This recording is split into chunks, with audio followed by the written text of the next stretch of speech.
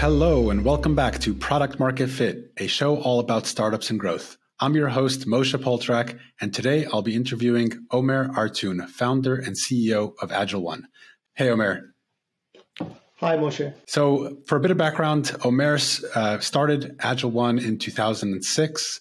He sold the company to Acquia in 2019 and stayed on for a couple of years as Acquia's chief science officer. Since then, he's fulfilled his lifelong dream of starting a restaurant, which has been very successful. He is a senior advisor at McKinsey and invests in startups, including being on the board of Shallow.ai. Omer is truly a renaissance man with his PhD in computational neuroscience, thorough understanding of AI and marketing, and a creative streak exhibited in his art, pottery, and in the kitchen. I'm proud to call Omer a friend, and I'm really excited for today's conversation. Omer, I'm hoping to learn more about your journey building and selling AgileOne, some thoughts on predictive marketing and how startup founders and marketers can leverage data and AI to better sell and better grow their businesses, and anything else that comes to mind along your journey of entrepreneurship. How does that sound? Sounds great. Thanks, Moshe. Awesome. Before we get into that, just on a personal note, Omer is originally from Turkey and has family there. In fact, he was in Istanbul when that awful earthquake hit on February 6th. I would love for you to just share with us, how can people help? Are there organizations or charities that are reputable that people can give to in order to help the awful tragedy and help the people that are there? Yeah, it was truly awful, Moshe. My family, my immediate family, all live in Antakya, which is the hardest hit city. All of them are now without homes, and several of them are in hospitals. We've lost 4 family members in the earthquake. Luckily, it was just one family that all gone, rather than it's actually worse when you have part of your family gone. But there are multiple organizations. Again, since we have short amount of time, I'm just going to mention one, and which is called AHPAB, AHPAB.org. This is a platform that really is well monitored, and it's managed by somebody who's very reputable and so forth, not related to the government. As you know, we also have governmental issues in Turkey. So this is a very reputable organization. If you want to help, please help AHPAB, AHPAB. Excellent. I'm going to put a link to that in the show notes and definitely encourage people to help. My heart goes out to you, Omer, and your family. It's an awful tragedy. But glad that people are rebuilding now and you're able to help. I know you were in Turkey for a few weeks afterwards, helping with the recovery efforts, and we had to reschedule this interview because of that. So definitely encourage people to help. On a happier note, you built an amazing platform called AgileOne. It was a pioneer in the space of predictive marketing and customer data management. And that's how I got to know you. I was at blinds.com at the time, and we were looking for a customer data management platform. We ran an RFP, and AgileOne kept bubbling up to the top, and we ended up choosing you guys and working with you guys, and that's how I got to know you. So tell us a little bit about kind of the early history of how you got into the predictive marketing space and how you built AgileOne. Thanks, Moshe. So before I started the company, I was at McKinsey and Company as a consultant, and this is between 99 and 03 timeframe. And what I saw there was coming from a PhD background with heavy analytics, and I've done a lot of modeling and so forth. I've seen a world where everybody was trying to manage things on spreadsheets, doing calculations and so forth. And I thought that, look, if you're trying to match, for example, one of the studies that we've done was for a large company, how to match products with salespeople and various service levels and so forth. And they were just doing tabulations and so forth. And I said, look, we can build a model that maximizes both profit and service levels and so forth. So that led me to the belief that analytics, not just like basic Excel spreadsheet type analytics, but analytics where you can use multivariate statistics and modeling and so forth, can really change the way business is done. And I got really excited about that. I applied it in a few places, both at McKinsey and after McKinsey. I was at a few companies as head of marketing. And I thought that analytics really improves marketing, especially like this type of like machine learning type models is really a good fit for solving marketing problems, because machine learning handles imperfect, partial data and data that changes and so forth, because you're trying to mimic or understand human behavior and decision making. And I thought that it's the perfect tool to apply to the problem. And that's how I got really excited to start AgileOne, to basically apply machine learning to customer data. Fantastic. So you were building AgileOne in the early days of SaaS. Right now, there's playbooks written for every part of the SaaS growth journey. But tell me about some of the things that work for you in building and growing AgileOne in those days, and what would you have done differently now?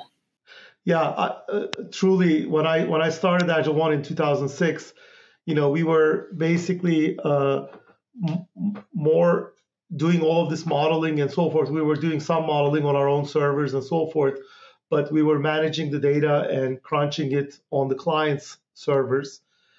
This is 2006. In 2008, I had a customer, which was a startup, which was one of these like flash sale sites in New York. And their CTO said, like, why don't you just do this on your own servers and I'll just access it through the web. For that, we bought a server, stuck it in a closet in our office and started. That was like our initial, SaaS thing, which was basically client accessing their environment through just through a web interface and so forth. And then, of course, it evolved. Like we were in the office for a while, and then we had to upgrade to UPS so that when the electricity went out, it wasn't that bad. And then we moved to a data center, and then finally we moved to AWS for the whole environment. So a lot has changed. Like 2008 was a server in a closet. 2011, 12 was when we had our own data center at Savis in Santa Clara. And then 2015 timeframe, we moved to AWS completely.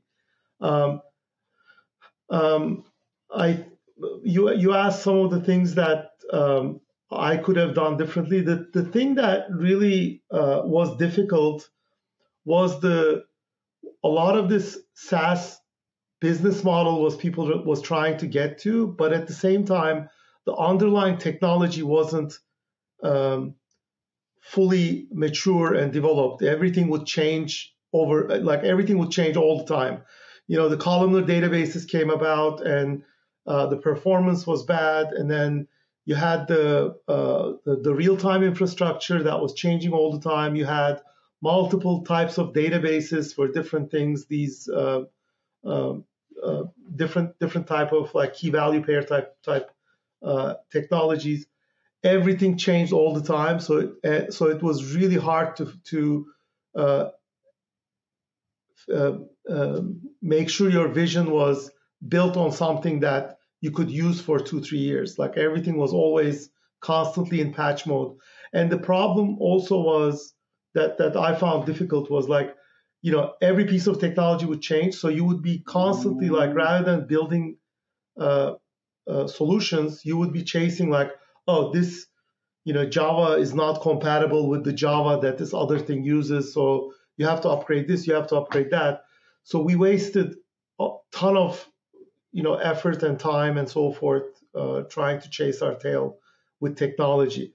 And a lot of that has completely changed, after about 2015-16 timeframe, when Amazon, web services was more mature, Snowflake came along, you had a lot of technologies that you could just piece together and make sure it works. Like you don't have to deal with, immature stuff. Immaturity was the biggest loss of value for us, in my opinion.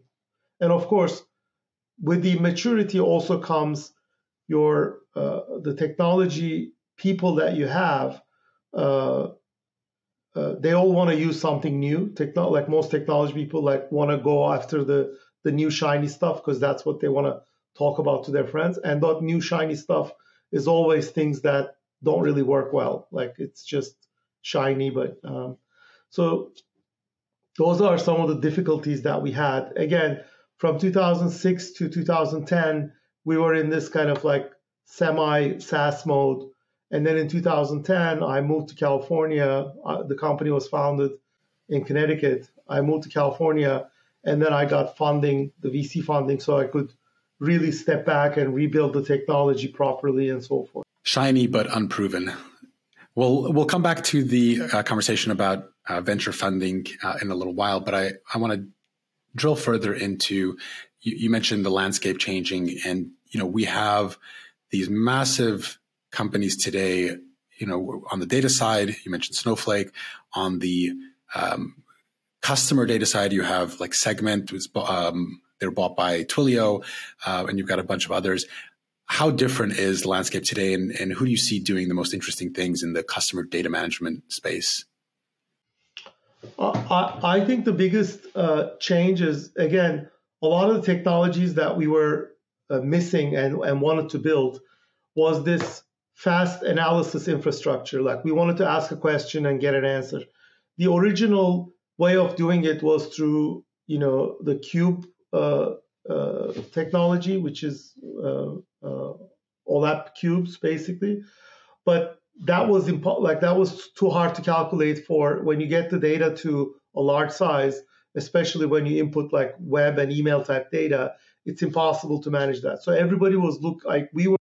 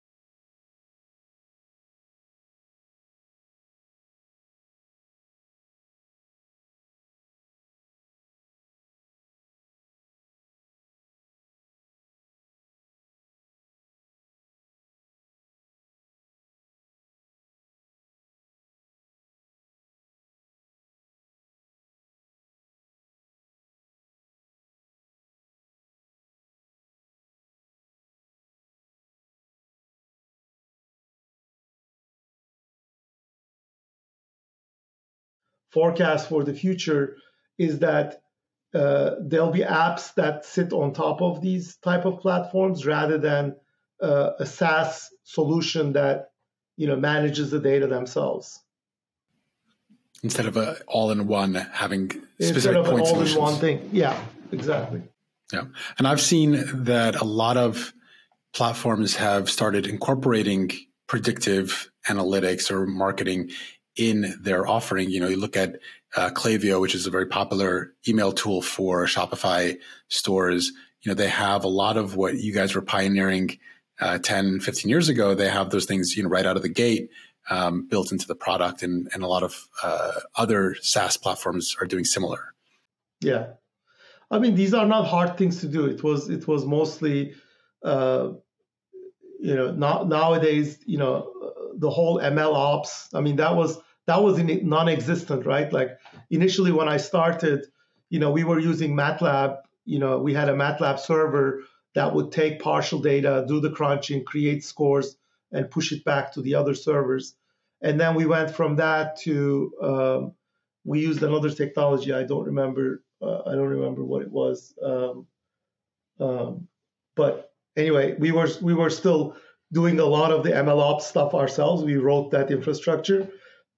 And then finally, if I was to build it today, I would just use, something like SageMaker or something out of the box rather than trying to reinvent the stuff ourselves, right? So now that you have those out of the box tools, like creating a likelihood to buy model or next best offer and so forth is just a few clicks away. So a lot of these, Klaviyo, type vendors who don't really specialize in, AI, or they don't have the expertise, they could get that expertise, or they could put that in as a feature very, very easily these days. Yeah. So let's drill into predictive marketing. And you've written the book called Predictive Marketing. And this is certainly your forte, your area of expertise. Speaking to founders and marketers, maybe in the early stages, where should you start when you're thinking about leveraging data to improve your marketing efforts? And let's break it up by acquisition, activation, and retention, right? In each one of those areas, how can data be leveraged in order to improve the effectiveness of whatever activity that you're doing and improve your ROI, whether it's on advertising or other investments? And let's start with the basics. Where can we start? And then what are some of the more advanced tactics that should be implemented? Of course. And I'll talk about the basics, but before you getting into predictive, you can actually do stuff super simple that every predictive model is by default, it's a multivariate model and so forth, has statistics in it. But if you really if you push everything down, you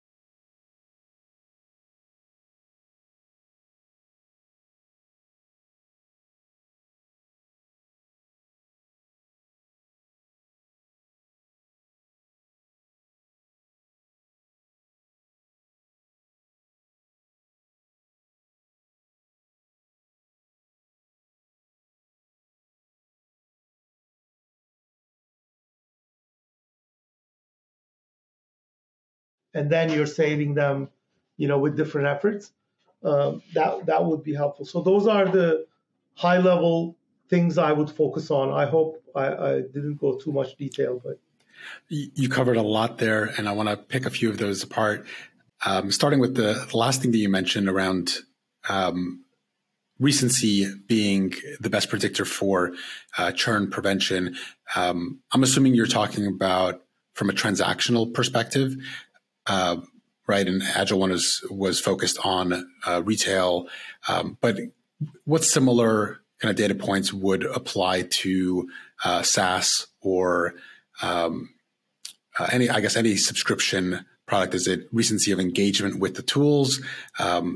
What are similar metrics that'll work for churn prevention on the SaaS side, non-transactional type relationship? You can call it recency or engagement, right? Like recency, I mean, not recency of transaction, or recency meaning like how frequently do I interact with the tool, whether it could be a bank. Bank is also not just recency, but like how much credit debit transactions do I do and so forth. In the SaaS case, you're absolutely right. Like, what's the, you can basically look at like period over period, like engagement, whether that engagement is stable, increasing or decreasing and so forth. Or you can basically look at engagement and put them into different deciles. And, the lower the decile is, the higher the churn risk is. That would be the easiest thing to do. Right, and a lot of there are tools that do that for you with whether it's go ahead. There's lots of tools, and again, if you want to get more sophisticated, there's many more things you can look at. Like you can look at how many people you are engaged within the organization versus what the engagement per person is. You can look at how many different products. You can look at like how many features they use within a product. Like, so it's like depth and breadth and length of relationship, and so like all of those. There are many things you can look at.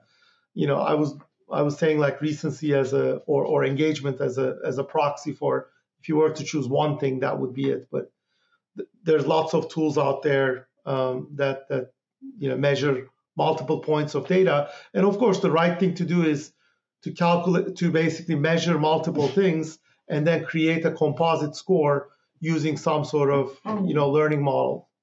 And I think that the fundamentals are almost identical across business types. So if you're talking about an e-commerce business that needs to measure traffic conversion rate and repeat purchasing, versus you're talking about a SaaS business that is measuring leads activation, paid activation, whether it's a freemium model, and then churn prevention and upsell lifetime value.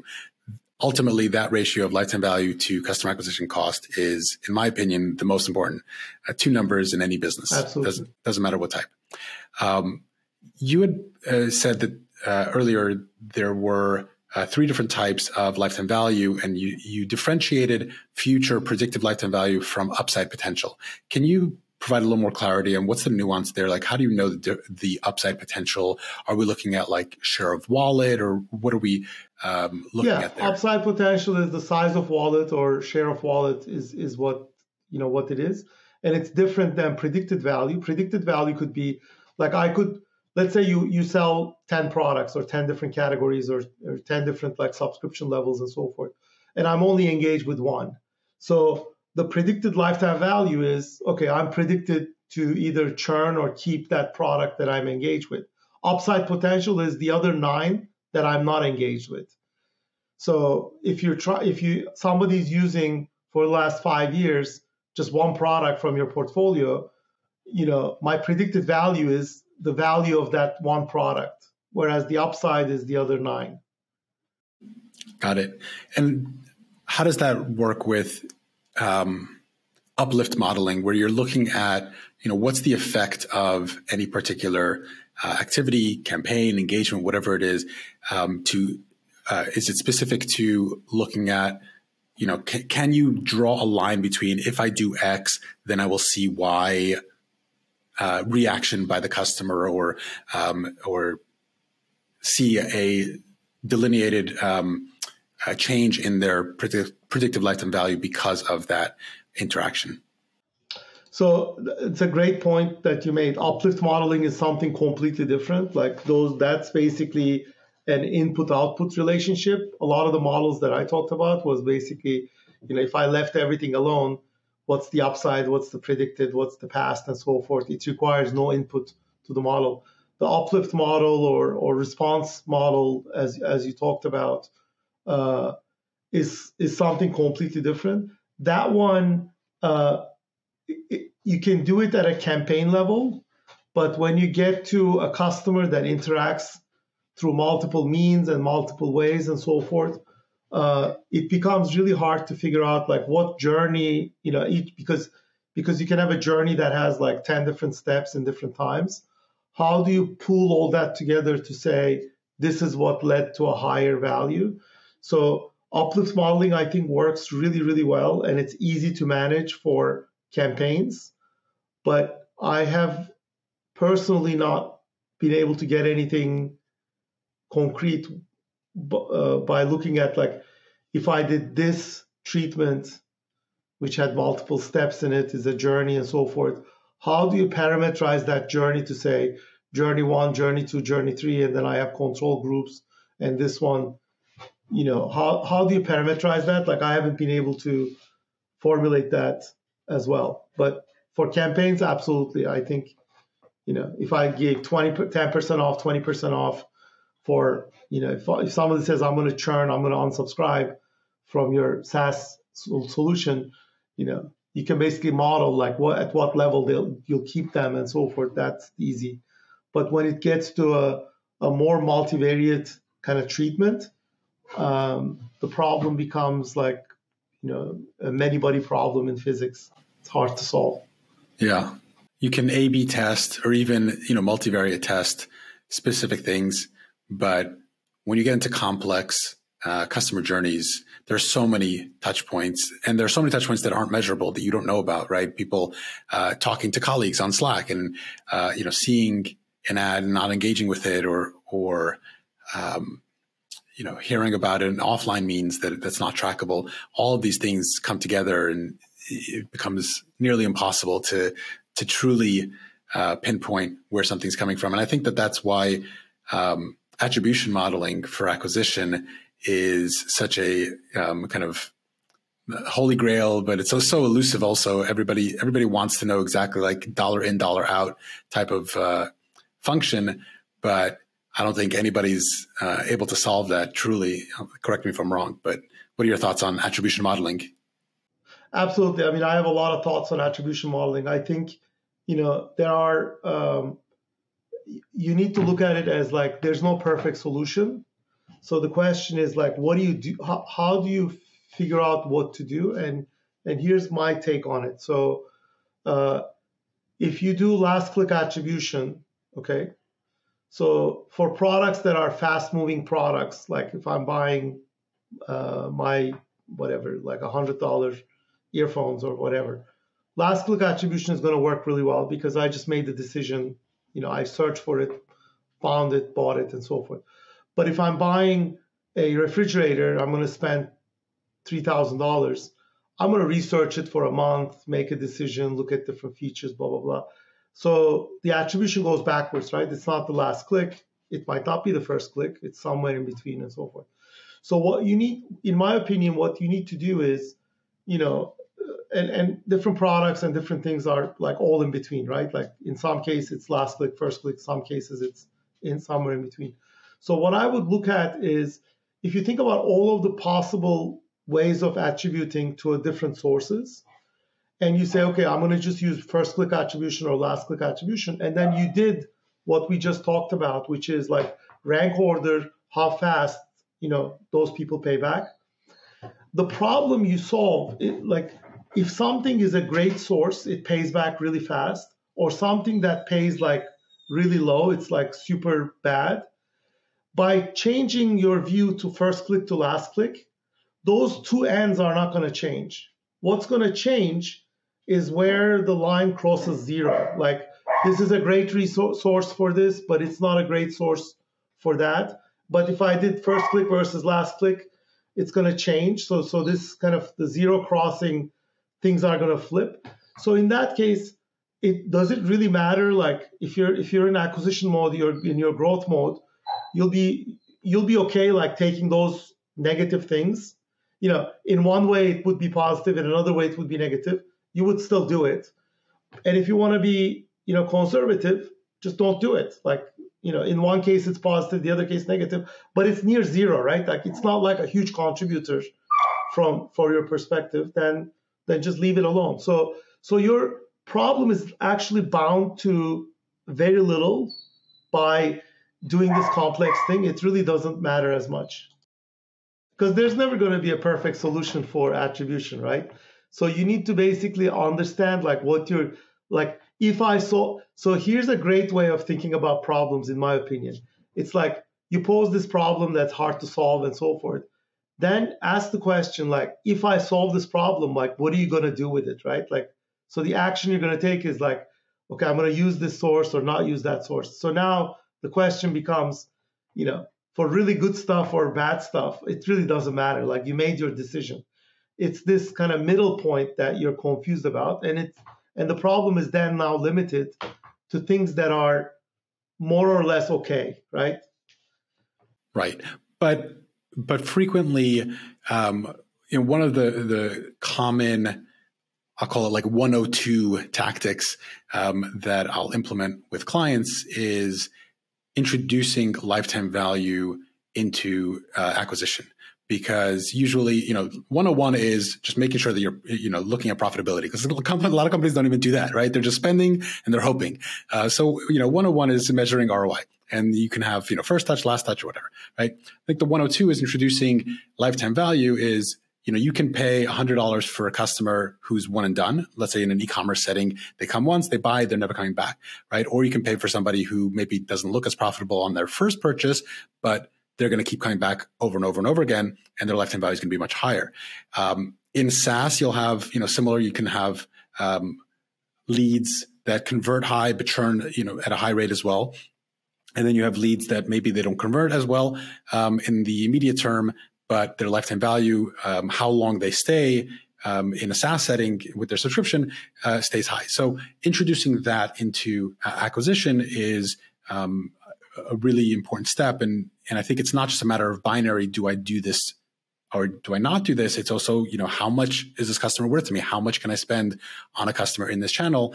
Whether it's search or social, doesn't matter. If I know what that cohort's lifetime value or predictive lifetime value could be, then that should give me again, not a perfect number because it's constantly changing, but at least an idea of, can I afford to spend X amount to acquire this customer in this channel?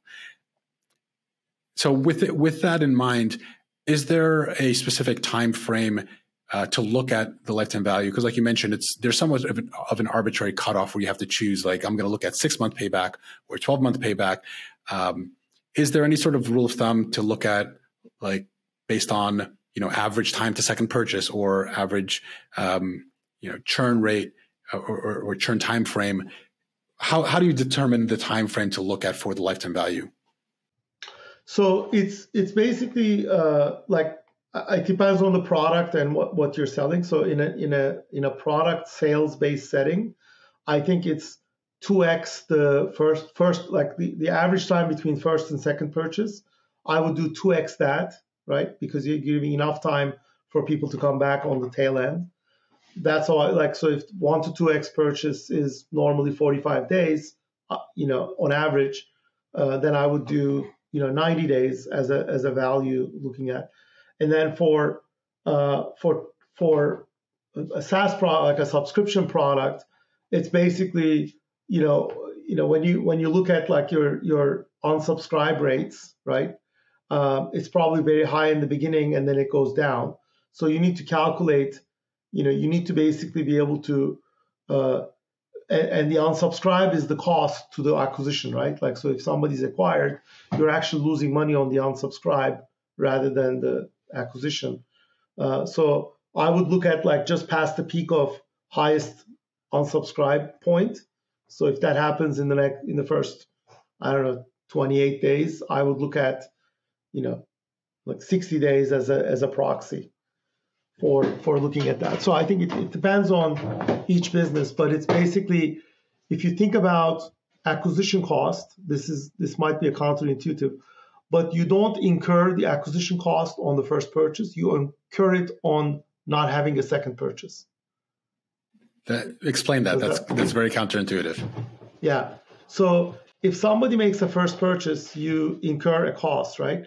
But that cost is not like, if that customer comes back and makes a second, third, fourth, fifth purchase, that acquisition cost is irrelevant because you've now have a relationship with that customer. Acquisition cost only hurts you if that customer doesn't come back the second time. The cost of acquisition is wasted, like that's your like fat you need to cut for people who don't come back the second time.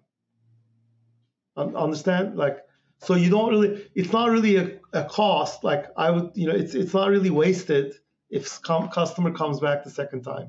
Right. It's incurred at the outset, but it turns negative only if they don't come back. It becomes a positive if you can increase the lifetime value to exceed that. Right. Right. But there are businesses, there are lots of businesses, whether it's like home buying or, other purchases that are very infrequent, that you're not counting on any sort of repeat, and you need to be profitable on that first engagement. But if you're buying a home, like you don't have lifetime value. I mean, lifetime value concept only applies to if you have to have like some sort of like a relationship with the customer, which means that the product has, the exchange of value requires a relationship. It has a time frame and a repeatability and all of that stuff with it. Like, I mean, with the caveat that I would factor in likelihood to refer as part of lifetime value as well. So even if you get, let's say like a home buyer, right? You're not going to get them. You can't rely on getting them in 7 years later when they're going to buy their next home, but maybe they'll refer some clients to you, and you can factor that into your equation as well, right? Because it's part of the value of that customer. That's true. Any other thoughts on predictive marketing or leveraging data in increasing your marketing effectiveness in this way? Again, stating the obvious again, try to use some proxy for, instead of doing like this big infrastructure investment and complexity and bunch of data scientists, do something simple and look at the like set up your actions based on that. And then once you prove it, then you can go back and invest more in getting something more complex. I see a lot of people like invest a lot on data scientists, this, that, and the other complex models, and then they don't end up using it or they don't execute on it. So execution is more important than the actual accuracy of the model. That's one thing I would do. The second thing is it's also very important with starting the end in mind. Like, so instead of bringing a lot of data, building a lot of models and so forth, like try to find the problem you need to solve and find the model that will help you solve it. A lot of times I see people bringing a lot of different data sets and making a lot of predictions and so forth. It's just not, like have a use case and then say, to solve this use case, what predictive element do I need so that my decision is effective? Right. And from a use case perspective, a lot of this stuff came about in the world of cataloging, right? And that's where it started with direct response catalog database type businesses, got really smart at segmentation and because they had customer data. That was the only business that they had customer data with. Right. And then that spilled over into e-commerce with email and SMS. Exactly. But now, hopefully, if you have a good data infrastructure, then you can use a lot more touch points with, engagement in the app, engagement in the website, engagement across the social media and other channels. Let's put a asterisk there because of the privacy direction that we're going, is that we're losing some visibility into what's happening off of our properties to know who's doing what elsewhere. So that's as a marketer, you're losing some of that visibility. And if you have thoughts on kind of where that privacy angle is going in marketing, I'd love to hear as well. But in general, using that data, I think you hit on a really good point. Is like, don't get overwhelmed by all the different types of data that you can use. Start with what's available and with a specific, like, what can I do with it? If I knew the answer to this question, what would I do differently, right? Would I change my investment from one channel to another? Would I, run a different offer to one segment versus another segment if I had an answer to this question, right? Be practical about it. I think my view on privacy is the following, right? So I as a consumer never had a delete button, right? Like, you could view what I'm doing from one side to the other and so forth. And I had no say in what information you gathered, what you did with it, and so forth. And every marketer used it to their advantage to make, better marketing decisions, or put, like, once I look at a bicycle, like, I see that bicycle everywhere. I had no say in that. And I think that was a bad thing. So now I think the right thing to do is if you gave me a benefit, not like annoying me, but like an actual benefit of following me around, there was a way that I benefited from this equation and I could control it, I would be happy to sign that says, like, track me over the web. That's okay. But this, like, having no control and only benefiting the marketer, is just a one-way value exchange. And those one value exchanges don't really work, in my opinion. Right. I agree with that. I think that as a consumer, I prefer targeted, relevant advertising. And if that means that I need to exchange a little bit of data for that, I think that's a fair exchange, rather than seeing a bunch of ads that are irrelevant to me. But like you said, marketers, we abused the privilege. I joke that us marketers weren't surprised by any of the Snowden leaks, because we were doing all the same tracking and targeting ourselves. Let's shift gears a little bit and talk about back to your experience with AgileOne. You had raised VC funding from Sequoia and other top VCs, had built AgileOne into one of the leaders in the customer marketing, predictive marketing platforms, SaaS platforms, and then you sold the company in 2019 to Acquia. Walk me through your thought process about going into the sale. What was your kind of decision calculus around, should I sell, should I not sell? There's basically two outcomes for VC-backed startups, right? You either sell to a bigger player or you go public.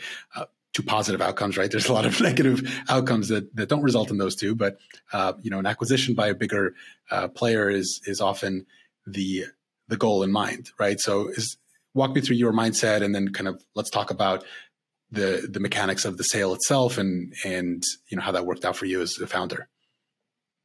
Yeah. So again, like I got my first VC funding in 2011 from Sequoia, and then did the B round with Mayfield leading and Tenaya Capital doing the C round, and so forth. So I raised money to grow this platform, and we were roughly about $20 million run rate, when we sold the company. And my decision point was, look, it's been a journey over like 13, 14 years for me. And I also wanted to, I grew this company, but to get to the next level, I would require more capital and also wait, and I was looking at some of the dynamics of the space. Like, I was looking at this Snowflake, and I was looking at like what Salesforce was doing and so forth, the dynamics. And I felt that, being part of a bigger company or I wasn't, again, like at 20 million, you can't go public, would give us more resources to basically get to where we want to be as a vision. And also, as you know, like the VCs have a sort of time horizon. Their funds are a certain number of years and so forth. So I was getting towards the middle and end, like past the middle point of that time frame. So, looking at all of these different equations and, the growth and capital and where the market is going and so forth, and also my personal, I also wanted to do other things and so forth. It was the right decision for everybody. And the opportunity came along. They got interested in buying us. It was a bigger company. They were interested in the technology and customers and the vision that we had, and that's how it was. That's how it came about. Did they reach out to you? They reached out to us, yeah. And there were opportunities earlier in AgileOne's journey where you had offers, right? So that wasn't the first time. What was different? It was just a timing thing? It was a timing thing. It was like we got an offer right when we raised our Series C. We had another technology company, like a bigger one, looked at us. But again, like we were right at the point where we were implementing some of the Snowflake stuff, and we were had lots of growth. We were transitioning the platform from one version to the other and so forth.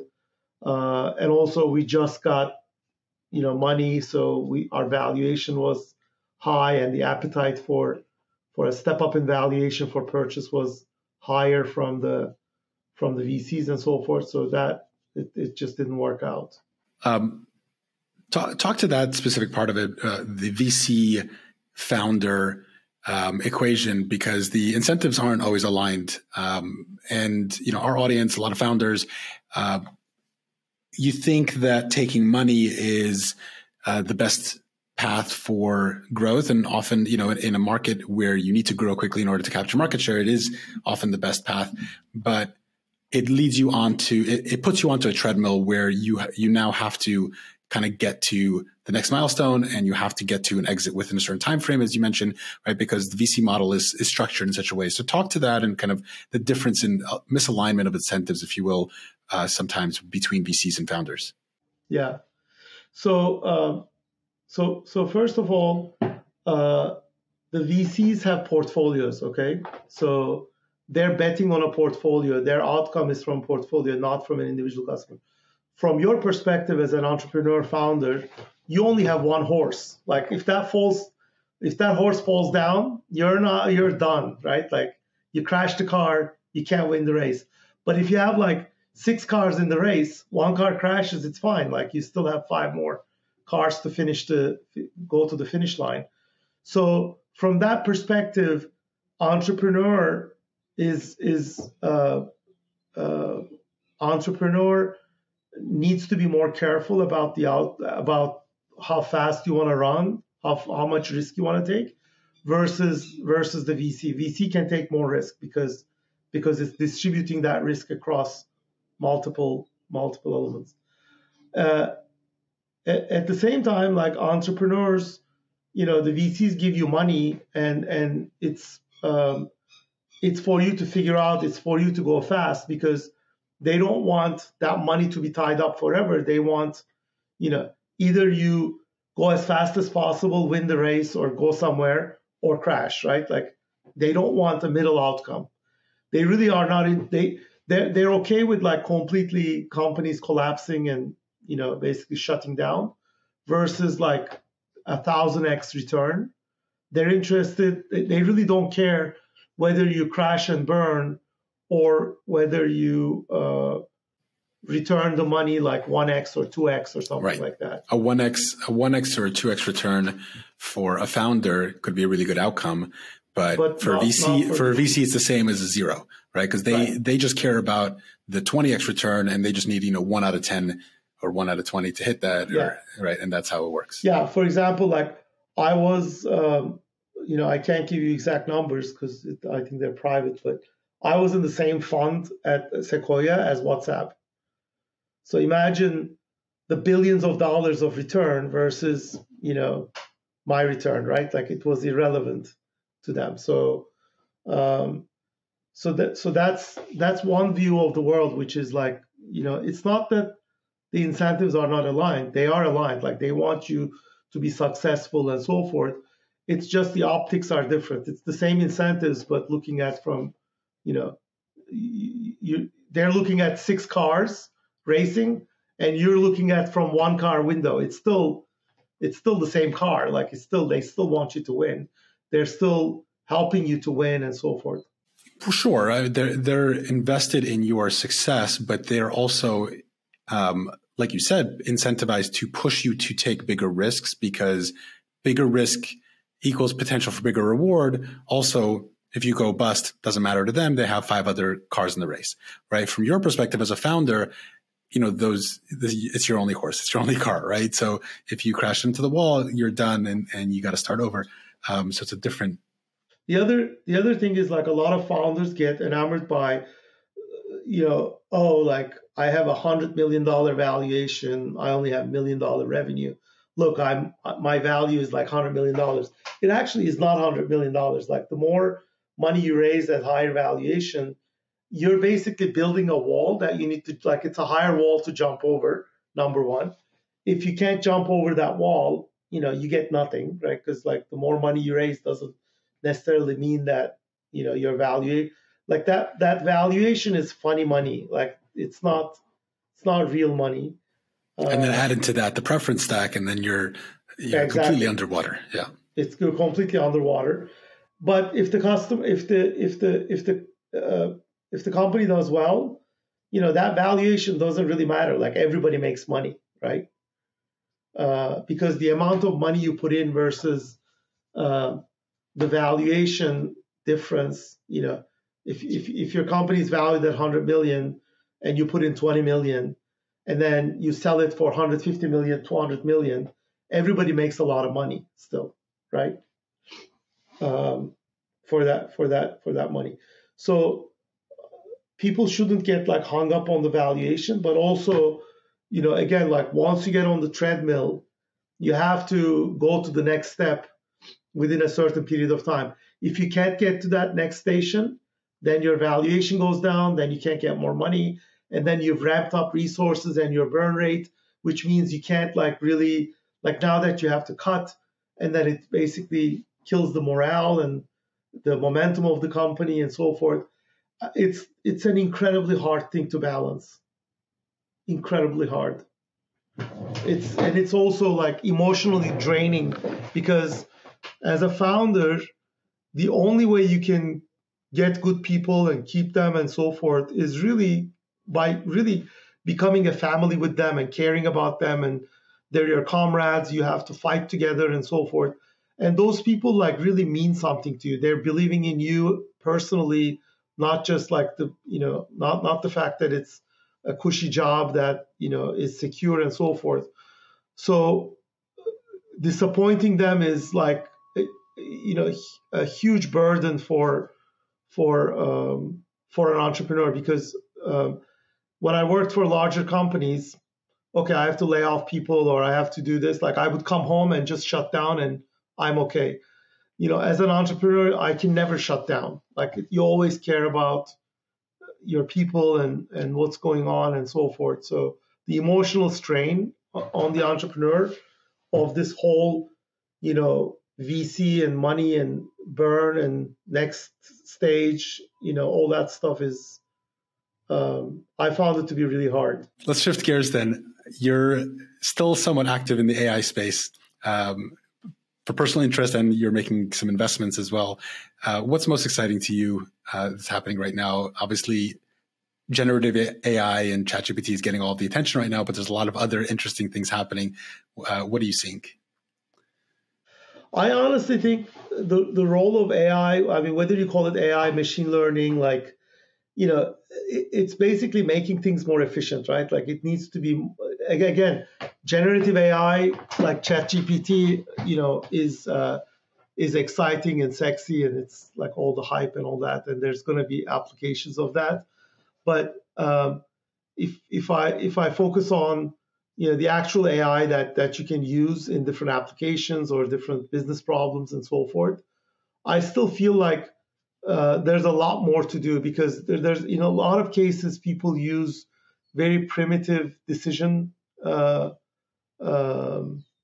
metrics to make a decision, and they could utilize more proper clustering and proper estimations and predictions and so forth, so that they can figure out, like, I mean, even just for credit, for example, like credit applications and so forth, like my credit score, for example, like I use my credit card for a restaurant, so it's like every month it goes to $20,000, then I pay all of it back, and then it goes to 20,000.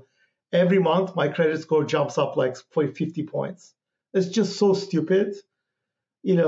Like they could utilize this stuff in simple like credit score calculations, and they don't. So there's so basic things that people just don't do, in my opinion.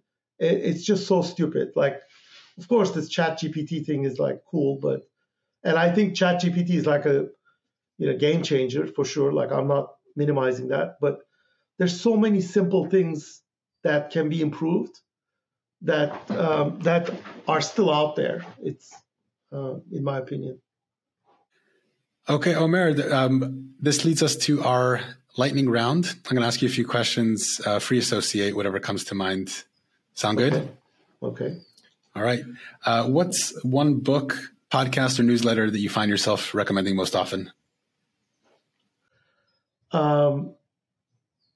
I like Oren Hoffman's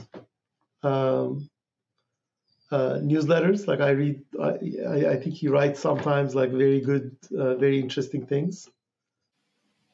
I'll have to check that one out. I have not seen that one yet. How different and how similar is running a restaurant, and now potentially a restaurant chain, versus running a technology? Very different. Number one, it's the people. The people in technology, their wants and needs are very different than people who work in restaurants. The other big difference, in my opinion, which I was like longing for, is the fact that when I was in technology company, I would constantly, it was all about Zoom meetings and sales process and this, that, and the other. I was always like in front of a computer, always like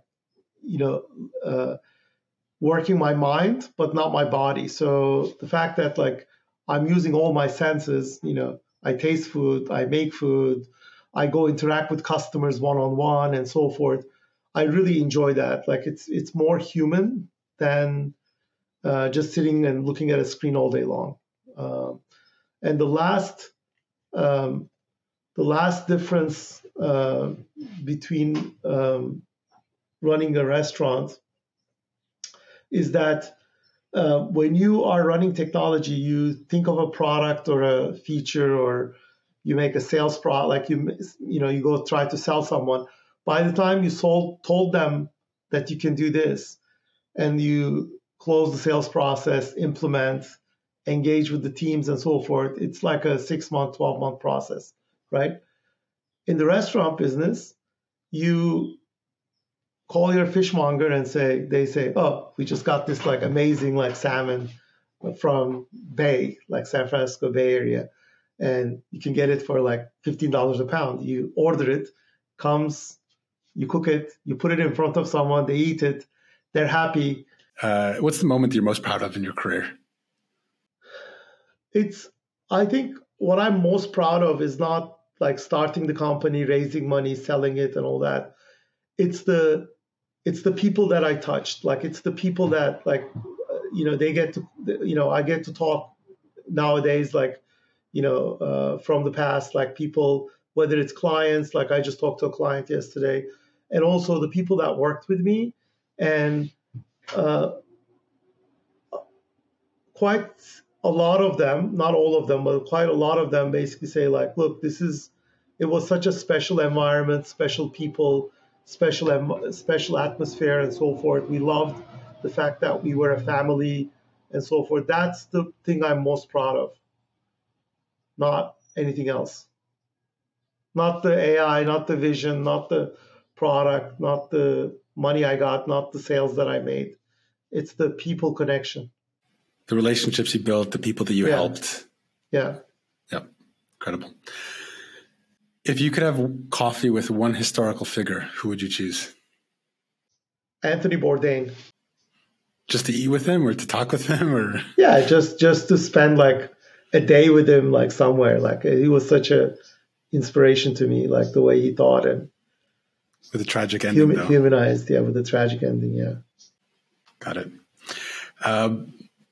What's one piece of advice that you have for startup founders?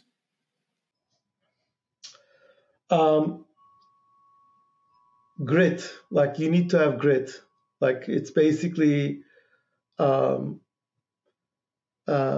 startups don't fail because it's a bad idea or it's, this, that, and the other. Startups only fail if the founder gives up. So, and the number one predictor of not giving, number one, I think important thing for that is like having grit, like meaning, you get slapped and you have to just get up, or you have to, shake up and move on. Deciding to do a startup is like jumping into the water for the first time and you don't know whether you can swim or, drown. And it's that point is where you know whether you're a real founder or not. You have to just, like, for example, like I had a very cushy, corporate job and so forth. And I was deciding, like, with 2 kids and a mortgage, can I just do this? Can I just do this? Basically, you have to feel like you can't not do it. You can't stop yourself from jumping in. And it's the most illogical thing you can do. But I feel like, if there's a plan B, you won't be successful. Like you just need to jump and say you're going to swim. Like you have to believe you're going to swim. If you say, well, I'll jump, but I'll take, something with me, or I'll call someone to help me, or I'll go back to the corporate, in 2 months again, you'll never be successful. So you have to jump all in. I agree with that. And I think that theme has come up a few times in previous episodes. Startups are not hard. Startups are not easy. They are very hard. And you have to be able to get up when knocked down and keep pushing. So kudos to you and to all the founders out there for doing that and changing the world around us by inventing new technologies, new services, new companies. Omer, I really, really enjoyed this. Thank you so much. And if people want to get in touch with you, how can they reach you? And also, if you can mention the charity again, helping with the relief efforts in Turkey. I'm going to put a link to that in the show notes as well. Yeah, you can share my email. My email is omer@artun.com. The name of the organization is called AHPAB, AHPAB.org. If they want to help with the earthquake victims. Thank you, Omer. Really appreciate it. Stay in touch. I'm wishing you all the best.